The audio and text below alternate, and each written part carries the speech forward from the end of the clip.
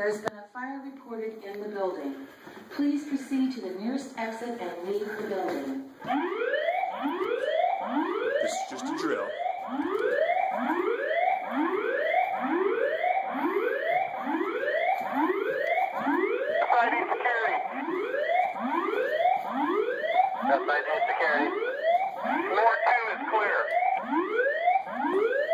Good afternoon, everybody. My name is Eric, and welcome back to Deciphering My Experience. I just wanted to take a minute to put together an intro to this next video. It's going to be the start of a multi-part presentation. As I've mentioned to you folks, as of recently, I've been getting contacted behind the scenes a lot from a lot of folks that have similar circumstances, backgrounds, and experiences, and this is going to be another avenue that I'm going to be working, I guess, and trying to learn more and make more connections. But there is a YouTube channel out there with a creator that goes by the title of Rumors of War 1987, and this following clip is the start of a conversation that we began this morning. It's, I guess, a bit of an audio interview that I threw some pictures behind to hopefully keep your attention. But I think the conversation is fantastic. I think Rumors of War 1987 has a very valuable channel. I'll be putting a link in the comments below, and I really suggest that you guys go over there, take a look at his SSP-related stuff. Specifically, it's very good, very well done. He's very well researched, and you know, support his work. He seems to be supporting what I'm doing. And I like the conversation that we had. So take a listen and let me know what your thoughts are. Comment below. Here's part one. Enjoy. Is what they believe. Yes, exactly. It doesn't matter if you believe it; it's what they believe. Right. And this is the you know, the operating system that they're using. It's the same thing. You know, like, how many people do you think in the world know how HTML works and you know, the basics of how the internet works? But how many people do you think use the internet compared to that? Like, it's a massive disproportionate people. That's it. How many people do you think know how the world works and can operate on these levels versus how many people use the world, and then how many people are just, you know, on the fringes of that? Like, you know, they might the difference between being a technician and an operator, so to say. Exactly. Or just someone who receives the benefit from that operation of that machinery, like, you know, a consumer of it. You know, the consumer level of it is, it's a pyramid shaped, obviously. It's much bigger on the base. But the idea is that, you know, this is kept that way. The tiered level of access is kept that way, specifically because that's the modus operandi of the breakaway civilization.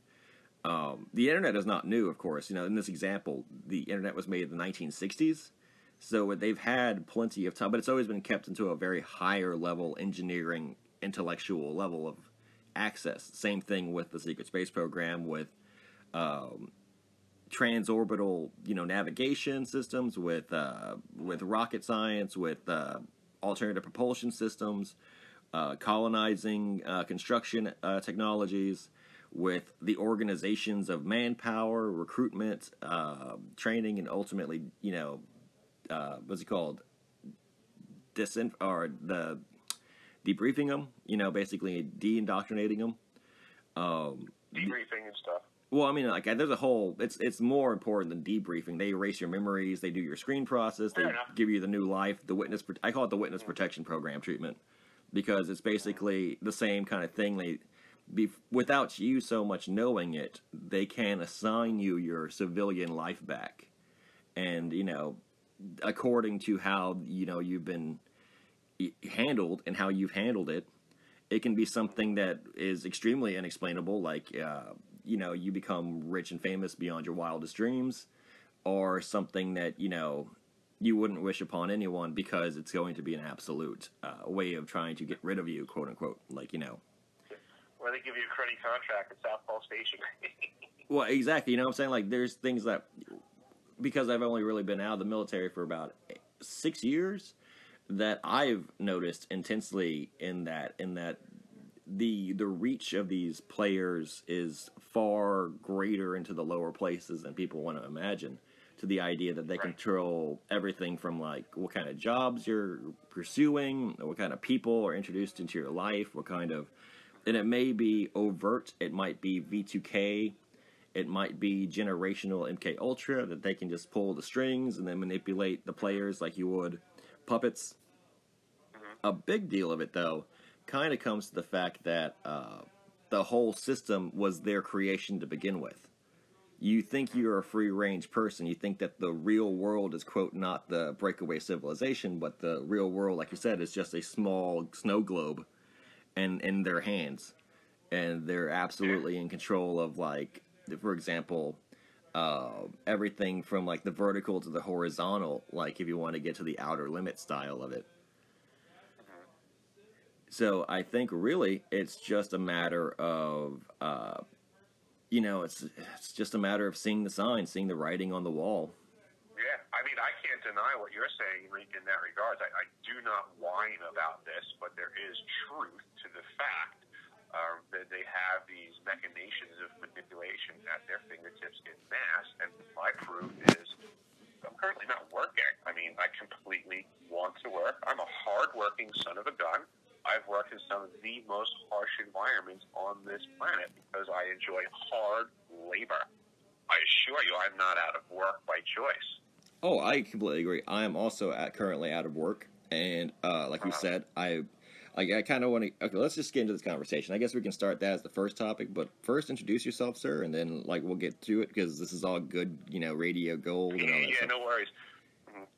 Okay, so we'll make it official. Yep. Exactly. Good morning. My name is Eric, and I am here to speak on Rumors of War 1987's channel. I come from my own channel. I call it Deciphering My Experience. I have what I would say is a pretty peculiar past that comes from Long Island and Operation Paperclip type activities, along with Monroe Institute remote view training in grammar school, to the United States Submarine Service, to the South Pole Station in Antarctica, and to a lot of peculiar remote facilities in Alaska as well. In my travels, I have just met wonderful folks like Rumors along the way, and just started to learn that we share stories and pasts, and I'm trying to work with folks to help connect, to maybe make a bigger picture for other folks that follow behind us to have a grander view.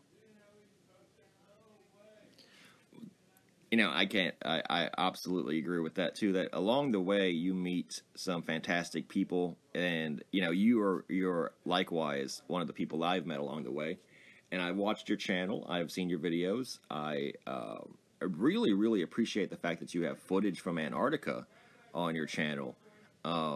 Absolutely amazing footage. If you guys listening at home, have that time and drive to see the truth, and people who have experienced it, people who have been in this shit, then definitely go check out Deciphering My Experience, one word, YouTube.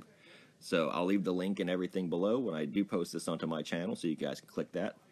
Now, we were talking about the working situation, the economic control, the pressure that they put on us. Now, yes, likewise, I am currently out of conventional work. I'm also one of the people that has always sought it. I've had a very strong middle-class dream and drive, white picket fence, 2.5 kids, 2-car garage, that kind of attitude towards life. Like, that is what's best in life, is just to fit in and be a part of the system. I have not gotten any major trouble. I've tried to keep my nose clean when it comes to that. I don't have any kind of real problems with presentation. I'm saying I'm not someone who is going to try to rock the boat, or I'm not into identity politics.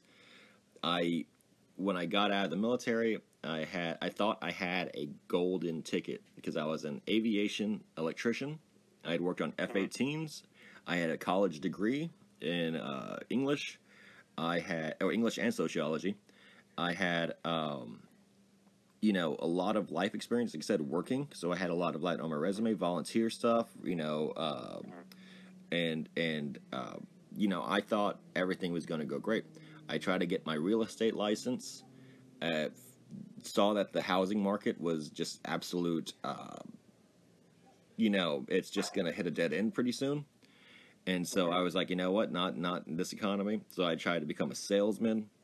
From that, basically, I was picking up trash on the beach for about a full year, and and then kind of went through a series of odd jobs.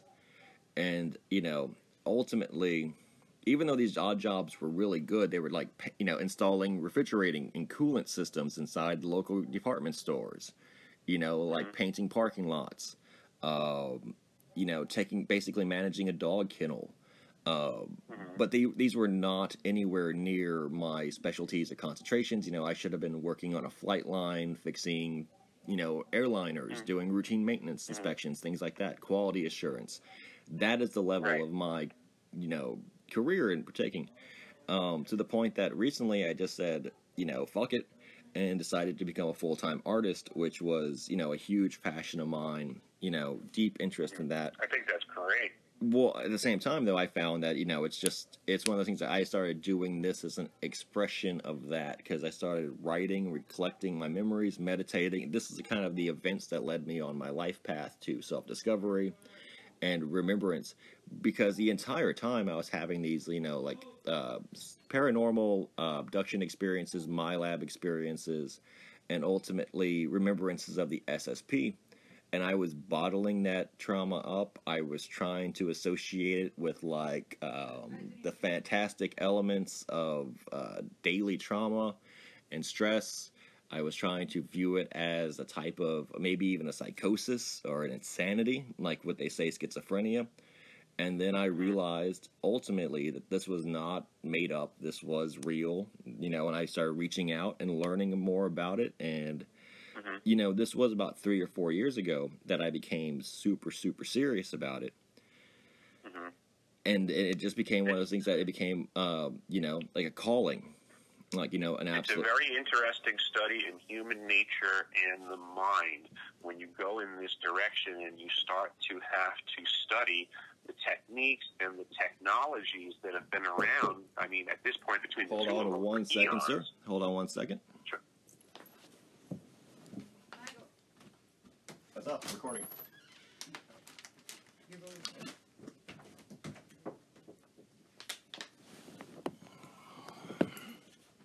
Okay, I'm back, sir.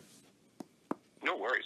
I was just saying that it's interesting that we have, these techniques and technologies that together have been around for eons now, so it's worthy of consideration.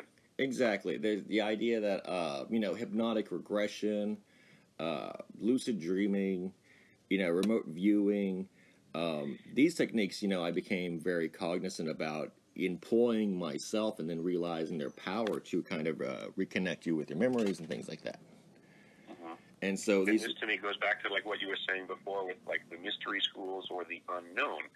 These would have been techniques that would have been guarded in these types of mystery schools. These are, what people were training back in the day, and then through the years, we had things like the Anunnaki Society during World War II that were looking for esoteric techniques, things like that, and or technology, ancient technology in regards to those techniques. So I think folks like you are just becoming more aware than the majority around you of things that are just as true as they always were. They were just unknown or mysterious for many, many, many years. Exactly. But you're awakening. They're Fortean. I believe the term of Fortean events or phenomenons is very important. Like that's more of the witnessing of the unknown or the paranormal or like the cryptic.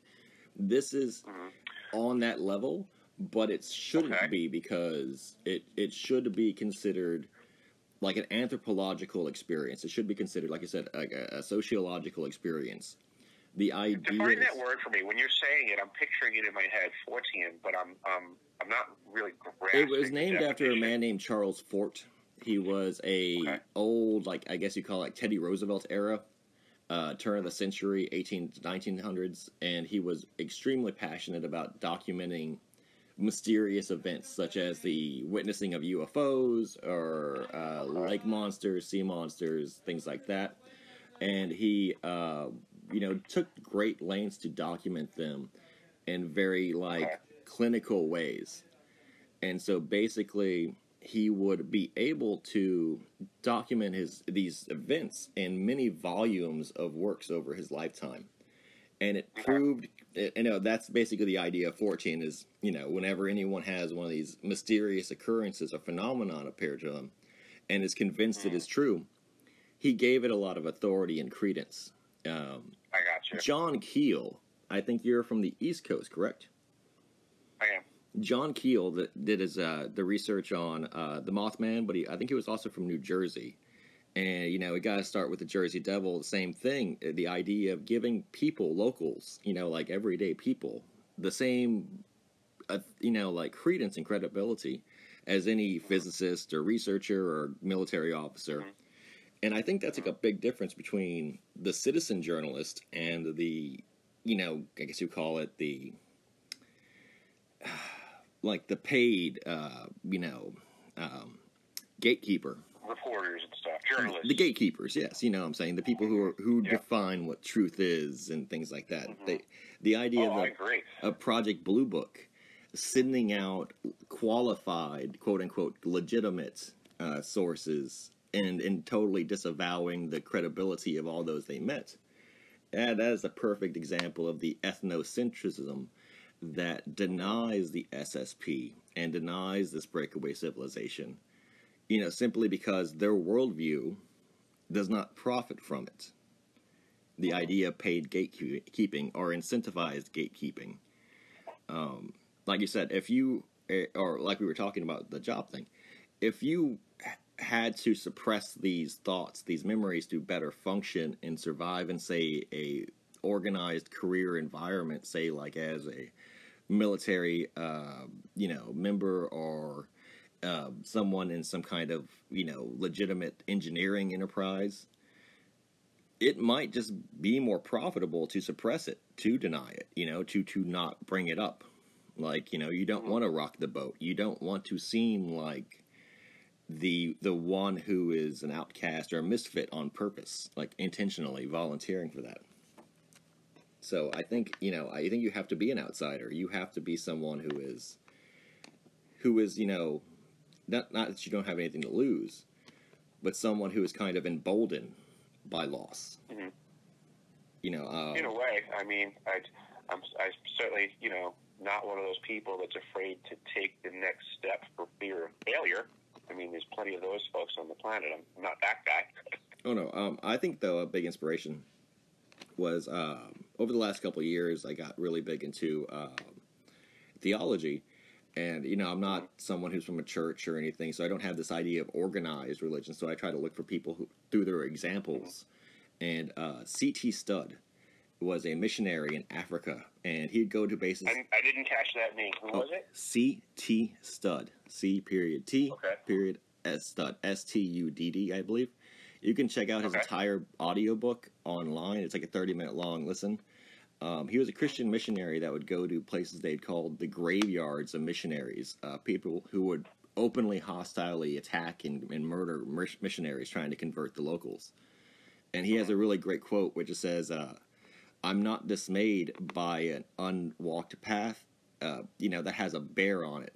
In fact, put a couple of lions and a tiger too. And that's the idea that, it's the motivator of how difficult the task is, the motivator of the challenge. Mm-hmm. That's what I think that people who embrace the breakaway civilization and the SSP and in doing, or, the research into it, the MyLabs, the MK Ultra, the Montauk program, the the affairs of Antarctica with the Bird and with the Admiral Byrd and with the Project High Jump and New Schwabenland. I believe that anyone who digs for the truth, ultimately knows it's going to be a challenge, but they should be emboldened by that. Absolutely. I mean, I think the whole concept of a challenge is to rise to it. I mean, that's kind of, I don't know, the most natural exchange. Now, let's kind of start speaking more about you and your personal experiences. This is what the conversation's about.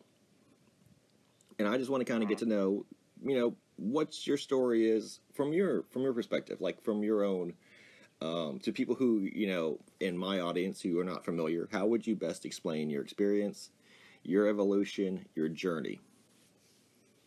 That's interesting. I mean, mean, because that is kind of my whole mission right now that I'm working on.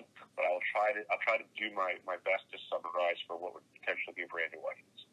I more or less, I would say, I lived an interesting life, which I didn't quite question until maybe 10 or so years ago, where I started looking at the world very differently and realizing the path that I had already walked and looking at it through, I guess, fresh eyes. I've been learning a lot more stuff about things that had happened in the world and just started making more connections. I had been to the South Pole Station. I had already been in the Navy, and I was up here in Alaska and just doing my work like a normal human being, but then just starting to, make connections. I've always been a student of science and cutting-edge things and technology. I've always wanted to know more.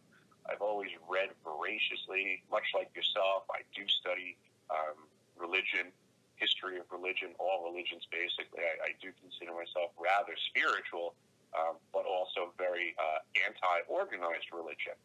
So I'm kind of a student of reality, to be honest. Exactly. Everything. Yes, a student of the world.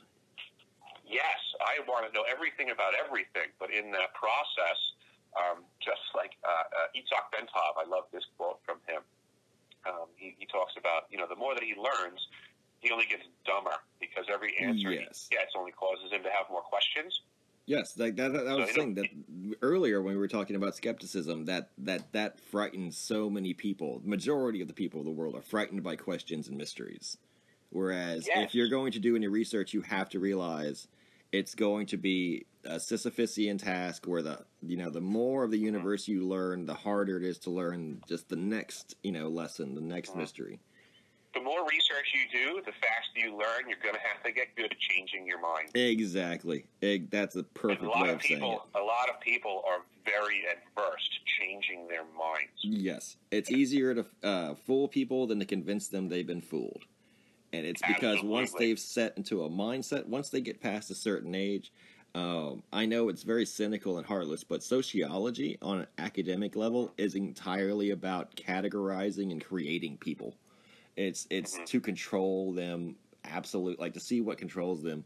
And there is no variation or variance. There's no, golden light inside an individual because it's entirely programming. It's entirely customs, culture, mores, ethics. Like, once you know those things, you can know anyone from that thing. The structure of this programming, I think you are more verbose about. That you understand the bigger structure. I'm coming in from an angle so I became aware that what I remembered from my childhood wasn't what was presented to me. I started to look into things like the Monroe Institute and hemisync processes and remote viewing programs, and I started to realize that my past wasn't as it was presented to me. And I mean, in my mind's eye, it's very easy to understand, and I wonder, I guess, let me ask you, does this seem like an easy concept to consider? That, when I was a child, I would go to a room and I was presented something erroneously. So I have a perspective, right? But then now, many years later, I find out that information was false. I'm given the truth, so now my actual recollection completely changes. Yes, that makes sense to you? Yes, that's I think it was Plato who spoke about the allegory of the shadow in the cave, or basically, absolutely. Like I it took me years to realize what the meaning was. I still really don't. When I first heard it, it was an absolute mystery to me. Yeah, the idea that you could have a person raised in a cave and then shown shadows of things, and they would understand those as the real things, but they would just be the. And I honestly was like, why would they not know their shadows? Like, I honestly could not wrap my mind around that simple concept that you can teach someone a fake thing or a fraction of a thing or an essence of a thing and not teach them the truth of it and have them believe that's the real world. And it's repeated many, many times before. Absolutely. And they can still work with it, too. No, it seems to be a very universal element of knowledge is this idea that you can train and raise a person to believe a thing, even if it's not true. And they won't know the better of it. They will just go along with it because people are like that's like the ancient mystery religion in itself is that you pull back the curtain and nothing was there and you're like it's been that way the whole time. Then now you're a master of the ancient mysteries, you know, like or you pull back the curtain and it's the old it's the old man and then you're like you're the new old man. Like if that's how Wizard of Oz ended, that would be a more apt and accurate presentation of the ancient mystery religion is that she becomes the new wizard, you know, and it's this never-ending cycle of deception and illusion. Absolutely agree that. With that. So connecting with these other people and their stories and getting tidbits of information, it was like I would have these moments of clarity, like you said, with the shadows on the wall. All of a sudden, it's no longer a shadow. And I had this realization that I would have to connect, that my previous memory now combined with this new truth would cause this moment where I would have to absorb a whole bunch of new memories that would come in, and I would then have to, have questions for those, because these were basically more or less answers to previous questions, but now these answers exclusively just cause more questions, and the answers would just be more memories. Things would come back. And yes, the idea that... And now I remember that this occurred, and now I just read about this, and I know that this institute provides that, and they believe that this means this. So again, it doesn't matter if I believe that it means that. The people that were working with me as a child believe that what we were doing was what they believed would happen. Yes, like the idea of memories when they resurface, and then you have to kind of like vet them and test them, and then when you think about things like screen memories or the illusion of like it's the the fragility of true memory. You know, like it's a clear message when you first see it, but the next time you see it, it becomes a little bit less clear, ironically and paradoxically. And so, go on. I would suggest that what you're getting at is also a very critical lesson that we see omnipresent in all of the mystery schools of old in the phrase, know thyself. Yes, I actually believe... They're constantly reminding their students and their adepts to know thyself because of the skills available from learning what energies and techniques are truly possible. The ability to get lost in one's self or others is very real. I actually believe that you're absolutely right. The idea that you can fall into what we call madness, what we know... Confusion, exactly. That is ultimately known as confusion. I believe that the story of like Nebuchadnezzar, when he went through his stage of having to live in the wilderness and he was kind of made a madman until he admitted the truth and power of the one universal living God, the creator force. And it's that idea that you have to kind of understand what the baseline truth is. And the further you learn and move away from it, you gain your ego. The more into the state of madness you're delving into, the more of the state of insanity you're allowing in. And this is what we know as becoming,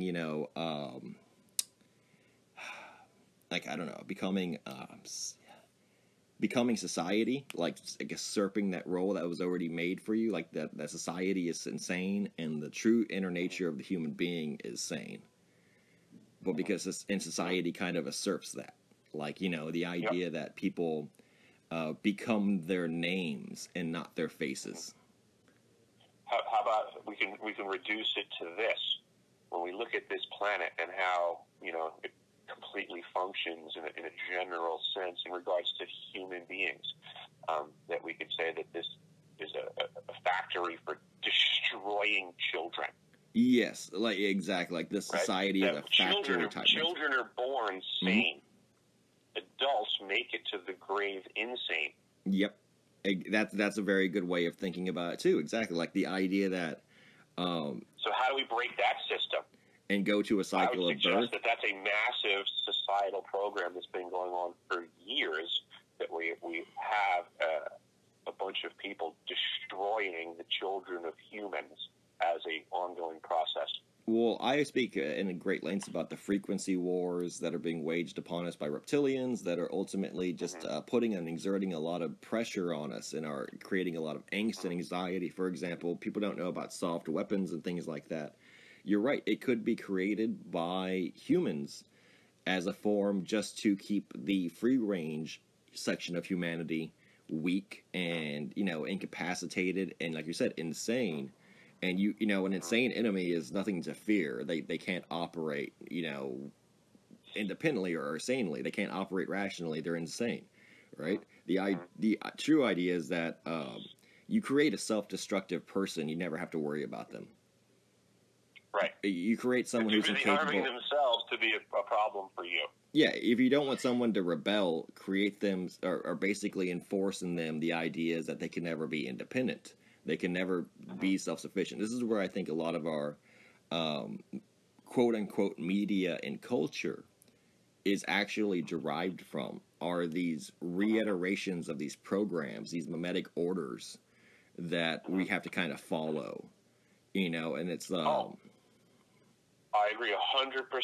I believe this is the modern day assault. I mean, this is the is the technique that was learned from old being transformed into a technology and basically being weaponized against people. This whole idea of controlling the mind is an age-old thing. I want to know if you've ever heard about a man named Edward Bernays. I'm going to say Edgar Bernays. Yes. And he was Sigmund Freud's cousin. He basically pioneered that kind of suggestive, psychoanalytical, way of controlling the masses through advertisement. I think his main thing is people don't realize how powerful of an institution these things really are. Advertisement, it's entirely linked into psychology. It's entirely linked to mainstream academia, and it's supported by national interests and trust, specifically that of the Rockefeller Institute.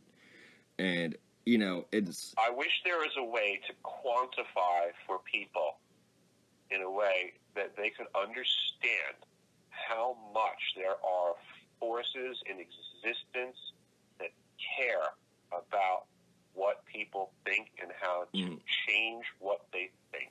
Oh, yes, entirely. The idea, though, of freedom of thought is, I think, a misconception, especially in the United States. And I believe that kind of dissonance, that cognitive dissonance, is the entire root for why we can't really move past this level that we're stuck in, this kind of situation that we're in, because they want you to believe that you're absolutely free in this country, but the furthest is from the truth. Like, you have absolutely no access to it. Yeah, you have absolutely. Goth quote is one of my favorites, and it says, "None are more hopelessly enslaved than those who falsely believe they are free." Exactly. Like, the idea that there's no, bars on the doors doesn't mean that they're open. It doesn't mean that these things are even, it's a false door. The idea of being in a cage that's so big you can't see the bars, Yeah, granted, I haven't been in New York since the COVID hit. But I'm from New York. I live in Alaska. I can assure you that when I was visiting New York, the police presence and the technological monitoring systems that are all over the place, I really just wanted to walk around and shake people and ask them, do you really think that you're living in freedom? Oh, yeah. Or the fact that if, say, in New York or in most East Coast major cities, you walk through these major cities and they have these big apartments and things like that, and you think this is a really beautiful and free world. All the apartments have locks on the doors that you need, key cards and PIN codes, and there's no access of movement. You're restricted to your little lanes, your little sidewalks, and there's no yards or real plant matter, and all the parks, like you said, have police presences in them that are outrageous. I remember living on the East Coast briefly during the Navy, and it was basically it wasn't shocking. I'm not saying I was completely blown away, but the idea that you could be at a park in a Sunday morning and the jogger that ran by you most likely was an undercover cop. you know, that's a reality. That's just the reality of the world that you live in, and the East Coast. That someone, you know, that those plainclothes officers, as they call them, you know, are everywhere. That you said you're always being recorded under surveillance. You know, you're being listened to, and this was during 2011, 2012. So this was becoming. This is obviously very well known about, but this was still like people were being put into insane asylums for Facebook posts around this time. People were given all this technology and access to things, but at the same time, all of it was monitored.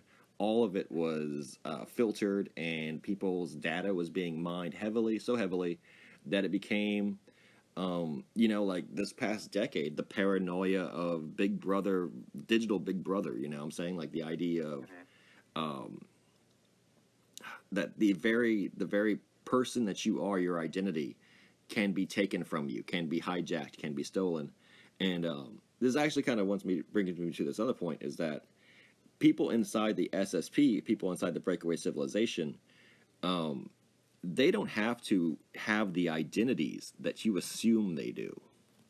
And I'm not saying that they could be your neighbor. I'm saying they don't have to have like social security numbers. They don't have to have things like, you know, bank accounts, which can be audited by the IRS and things like that.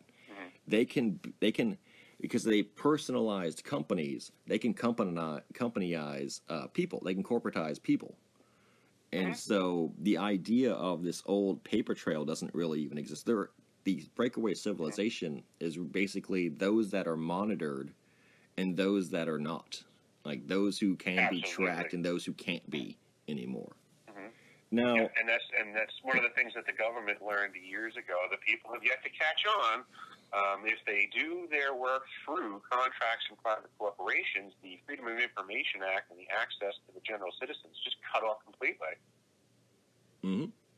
Exactly. The average everyday citizen is encouraged to submit a FOIA request, a Freedom of Information Access request. But in itself, that's like the biggest Big Brother speak, you know, government speak. It's a Freedom of Information request. Right. If it's approved, then you will be free to know the information. But it's... Well, either way, and it's no longer available, because it used to be something that our government would do in-house in a department that you could request information from. But now, if they subcontract that to Raytheon, Raytheon, and you put in a request, they just say, well, there's no department information on that. All they'll give you is a contract amount to a company and say, we paid a company this amount to do something about that once, but if you want to know about that, you can go ask them. A big eye-opener, kind of like Welcome to the Real World event, was actually being in the Navy, the U.S. Navy, and realizing that their record keeping is intentionally very secretive. And I thought this was very strange, even to like the point where the phenomenon of being able to go to the VA and them not being able to pull up your records, that is very real, and that is very weird. Like the idea that all day long. That people are absolutely excluded from what you call the quote unquote system, and like records can be expunged. You know, things just are not permanent in their record system, and it's I would point out that as far back as the system we all preach about, Operation Paperclip, we learned that you could simply affix a paperclip to a piece of paper and completely change a very regimented process. So you are right. In today's modern world, in the military, in the federal government, there are certainly different ways of categorizing things than what would be the standard for ways of moving intel around right in front of people that makes it also inaccessible. And one of the grandest ways of presenting this to people that is very researchable, typos. They love that. They love it, just a plain up typo. Like changing one letter in a name makes it impossible to research. Like, who was it? It was someone extremely famous, politician. He was a Knights Malta member. Blanking on the name now. William Cooper spoke about him, and William Cooper spoke that his name is actually listed differently. He was a member of, I think, the Congress, And basically, though, his Knights Malta record was listed with one letter. I think it was an E at the end of his name. And but it was, you know, if you did the research, you would never be able to pull up those two lists because they wouldn't match. You know what I'm saying? It's very subtle like that. Yep. But then it'll turn out that somewhere there's going to be a list that'll appropriately let everybody in on all the accidental typos. Or so if you just do need to dig. Yeah, or just have been done correctly. You know, like yes. Like that's the oddest thing too is we think they use like Google operating system. It's a specialized DARPA made research computer. You know, and that's the thing. Like the operating systems that we're given are the limited ones. They're the ones that can't logically process these requests, and thus they'll never deliver the information. They can type in very, you know, like they can basically use their high performance search systems and truly get the knowledge. I'm absolutely aware of that. It's not lost forever. They can pull it up. They know where it is. We don't. We on the outside of the Pentagon have no idea what the inside of the Pentagon does, and the fact that the Pentagon burns, I think it's almost a ton of classified material a day, and no one raises a question about that. That's national security policy. Is they burn documents that are above top secret, and it's perfectly fine. As a tradesman, I hope that if that much resource is being turned into BTUs, I hope they're at least heating the building with it. Oh, you know they're not. You know they're not. It's absolutely waste. It's just fiscal waste, and we're maximum amount of waste has to be involved in every process, I guess. Exactly. A maximum amount of waste. That's how you get the $800 hammer. Yeah. Oh my God! Exactly. You don't even get me started on government waste and malfeasance. And oh my God! Because this is how they fund the SSP, and this is how they always done it. People try to make a big investigation into black budget projects and everything, and it's just clever accounting that skirts hundreds of dollars around everything. And it's like the idea that, you know, we lost $3 trillion in 2001 money. So by now it's got to be into the dozens of trillions of dollars range. And it's absolutely unaccounted for. There's absolutely no supervision for it. But I was going to say about this level of secrecy is that it's not entirely the domain of the space program or of top secret events or projects. Right. Events can include this as well. Like the first cruise missile to destroy a enemy in battle was used by Germans against an American troop transport ship. They successfully classified this event after the fact and scrubbed the entire presence of it, took all the documentation, put it in a file. You know, it's not going to be released for anyone. And the sailors that survived the incident are still petitioning for the FOIA request for the information to come out, to have a memorial put in their honor. And this is what I was saying, is that this, like, they can pick and they can edit and choose to tell you what the truth is, what history really is. Yes. They never have to fess up to any event. Are you familiar with the history of the USS Liberty? Yes, the ship that was attacked by Israel and riddled with bullets. Yes, sir. So many people died. I know former crew member. Yep. And that story is an atrocity for the American sailors. It's a war crime. It was a war crime. It was a war crime, an actual war crime committed upon U.S. personnel in the Navy, suppressed by the U.S. Navy, and it has absolutely very little to justify it. And it really does. It has absolutely very little to justify it. I used to go to a plumbing supply house in Hicksville, Long Island, and it was called AF Liberty, after the boat, because the owner was a former crew member. Mm-hmm. And he had posted inside his waiting area all the actual photos of the assaulted ship and crew from right after the attack, prior to them going to a port to get patched up before they came home with the cover story. Mm-hmm. I absolutely seen... I saw all the photos. I heard the truth. I saw the picture of the captain sitting at the helm with the tower blown off around him. He was shredded. Yep. That man received the Medal of Honor in private. Yeah, exactly. That's what I was saying. They can say give you the Medal of Honor for your sacrifice in private, and never disclose it. You know what I'm saying? Like, so the idea of them being beholden to their own ceremonies and to basically their own procedures, say investigating battlefield forensics, absolutely optional. Like you said, put a paperclip on it, and then it becomes something else.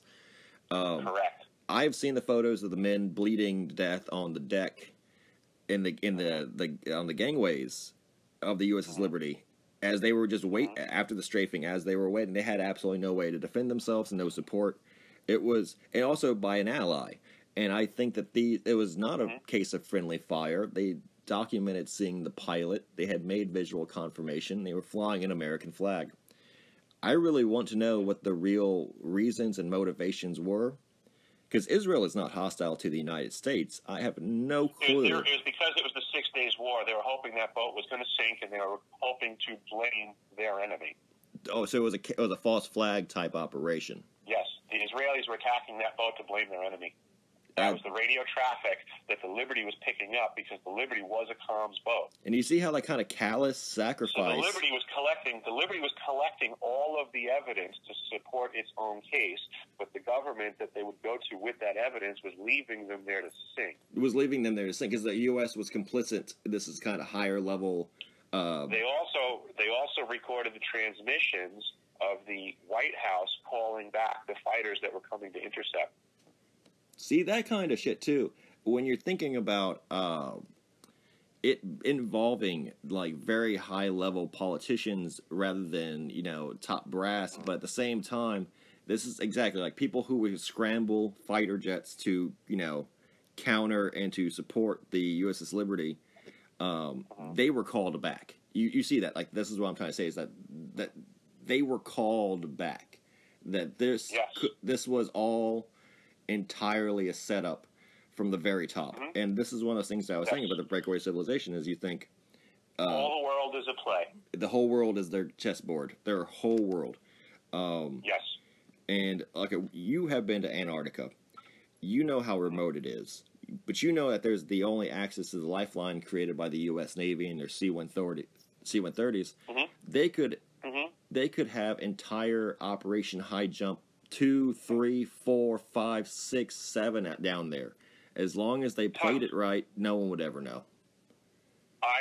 That's one of the things that I have to consider all the time, is that I am keenly aware of how remote a facility can be on this planet, and how compartmentalized information can tolerate different facilities existing in different places, unbeknownst to the majority. I mean, it's a simple fact of my experience.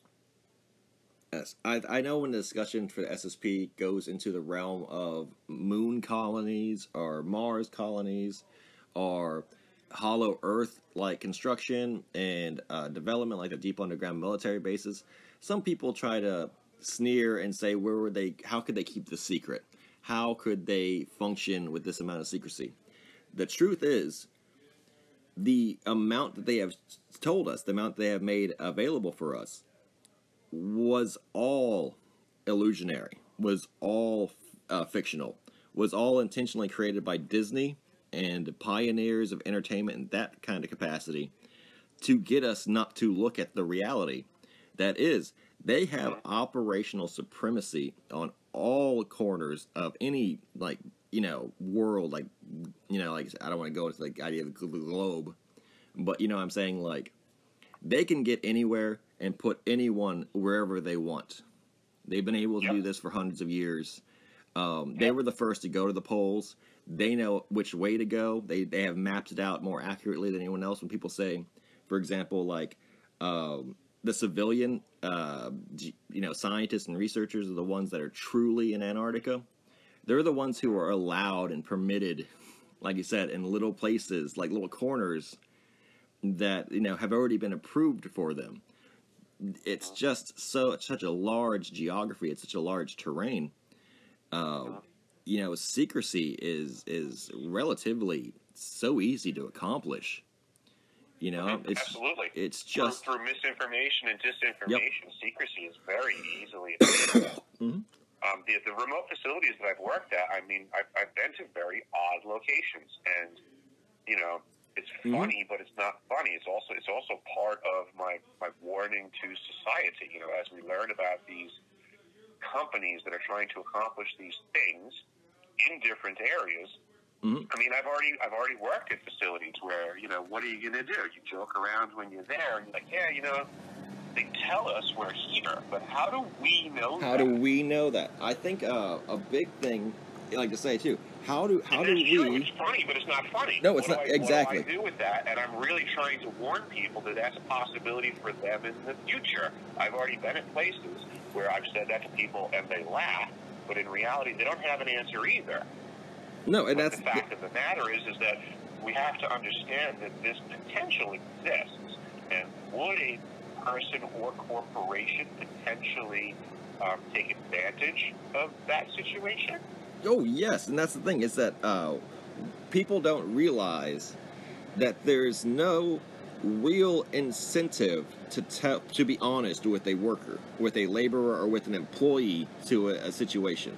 Like, people who, like you said, could work in these stations, be recruited for these stations, could be put somewhere else. There's no way for them to know, especially when you consider the fact that there's magnetic fluctuations. So say they get a bad or an incongruous compass reading, you know, and yes, that might raise suspicions, you know, but they can always be easily explained away, especially now that you're starting to see in the private sector a move towards deep sea mining, and like I said, polar research is becoming, you know, very prominent in both poles, or like I said, deep underground military bases. They could be a massive shift in civilian technology towards submersible stuff in the ocean. Yes, and that level of mining. Well, I was going to say it's very easy to put someone, say for example, in a space station and tell them they're on the bottom of the ocean. It's also very easy to put someone in a, you know, deep underground military bunker, tell them that they're in Wyoming, but really they're in the bottom of the Pacific Ocean. Like, you know, like this is the kind of, like all of the above. The people can be misled into working in a facility under false pretenses all day long. And especially if they are, quote-unquote, lower on the totem pole, or more specific for their function, like they are a technician or an engineer or a maintenance personnel, there's no liberty going to be granted to them ever, and they just have this experience where they had a very boring but unorthodox and highly lucrative job. You know, like, and the idea is that, or they're not even aware of really what they're working on, or they say Antarctica. They are stationed in Antarctica. Truly, they're in Antarctica. They're stationed to be the guy keeping, like, the heaters going. They don't know that the station is really researching a alien life form that might have crashed millennia ago into the Arctic ice, and that they're really in this, like, high-tech, you know, very sophisticated, clandestine world. They're banging on a pipe with a wrench all day. You know, like, they're just turning wrenches and trying to get chow.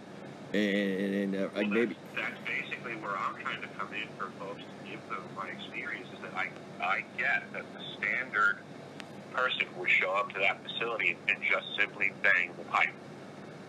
But that's a person who might only have had in that experience that one oddball experience.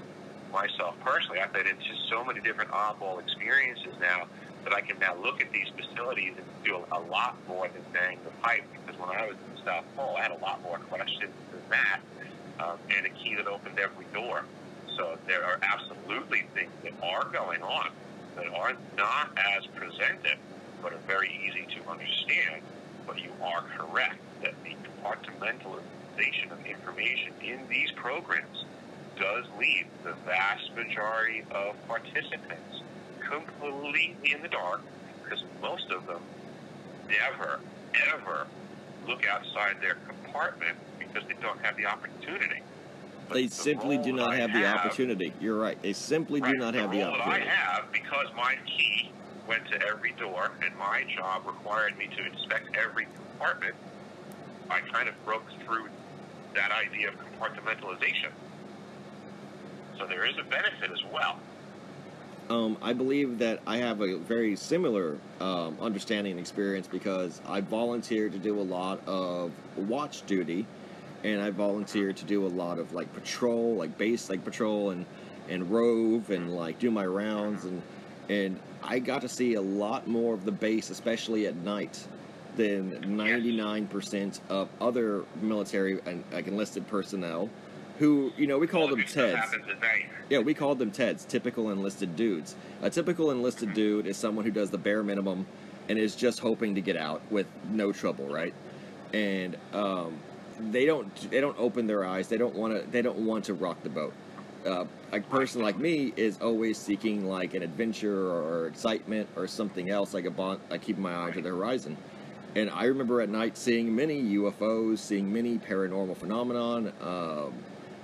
You could see a lot of covert action and mobilization too, like convoys of, you know, trucks and contractors, civilian personnel, Land Rovers, a lot of black Land Rovers, you know, because we were in Oceana, and it's Virginia, and it's right down the road from the CIA spook headquarters, and it's got its own secret space program. This is where I started kind of realizing that the secret space program, you know, beyond my own personal involvement, was an absolute real thing. Because I swear to you, we did a vehicle inspection of these civilian contractors that were coming in these black Land Rovers. We inspected their trunks for their, you know, the cargo to make just add a formality, and we found spacesuits. They were actual, honest to God, spacesuits. The silver, they looked like Mercury era spacesuits. Right. Being driven into the master jet base, you know, at midnight. Like past midnight, and so we were wondering, like, why, like, what, like, we didn't. It was one of the things that I wanted to say more about it and talk more about it, but because everyone else was kind of, you know, unimaginative, that it would have fallen on deaf ears, and not only that, it would have probably been seen as suspicious. So these were the things I internalized a lot of that, you know, especially like you know, seeing personal UFOs and things like this, absolutely mind-boggling vehicles and capabilities, you know, operating above U.S. airspace. So I assumed they were just top-secret military aircraft, and now I know about the hybridized fleet program, you know, the alien technology, the free zero-point energy, anti-gravity, you know, and it all starts kind of explaining itself once you witness this, once you have that experience of opening doors, of looking behind the curtain. We're approaching the 5-minute mark. Your brain has to work with that as a reality. Yes, exactly. You have to have undeniable experience, not proof, not evidence, experience. Same way as seeing like, you know, seeing human behavior, and then you realize that's a reality. It's no longer just something on a page. It's no longer something that's a rumor. It's absolute fact, you know, to you. Whether or not you have any evidence for it or proof for it, you'll start looking for that evidence. You'll start looking for that proof. Right. Here's something that I internalized years ago. I was